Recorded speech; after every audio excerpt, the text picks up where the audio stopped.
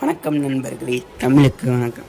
இப்போ இருக்க சிவகங்கை மாவட்டத்தோட முன்னாடி இந்த ஒரு ஊர் தான் பரம்பு நாடு. அது ஒரு அரசர் ஆட்சி பண்ணிட்டு இருக்கார். அந்த அரசருக்கு ஒரு மகளும் பிறக்கிறாங்க. அந்த மகள் ரொம்ப ரொம்ப அழகா இருக்கிறதுனால அந்த பெண் அவங்கள பெண் கேட்டு வேந்தர்களுமே வராங்க. ஆனால் அந்த அரசர் நான் உங்களுக்கு பெண் தர முடியாதுன்னு சொல்கிறார்.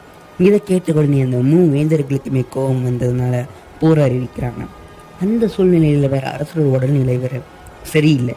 தான் தோக்க போறவன அரசருக்கு முன்னாடியே தெரிஞ்சதுனால காட்டுக்குள்ள போய் மறைஞ்சு வாழும்போது அவருக்கு பசி எடுக்குது. அப்ப அங்க தூரத்துல ஒரு குடிசை வெளிச்சத்துல ஒரு பாட்டி இருக்காங்க.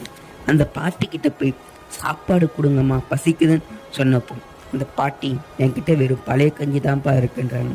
அதுக்கு பசிக்கு ருசி தெரியாதுன்னு சொல்லி அதையும் சாப்பிட்டாரு. கடைசியா அந்த பாட்டிக்கு ஒரு ஊரையே எழுதி வச்சாரு. அவர் தான் கடல் வள்ளல்களான ஒருத்தர். அவர் பேர் தான்